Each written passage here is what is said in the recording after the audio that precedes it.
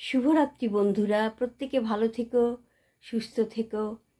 আজকে বিশাল প্লেন দুর্ঘটনা ঘটে গেল। প্রত্যেক পরিবারকে জানাই আমার সমবেদনা। ভালো করে তুমি চেয়ে দেখো, দেখো তো চিনতে পারো কি না আমার দু চোখে। চোখ মিলে দেখো, বাজে কি বাজে না মনোবীণা। ভালো করে তুমি চেয়ে দেখো, দেখো তো চিনতে পারো কি না।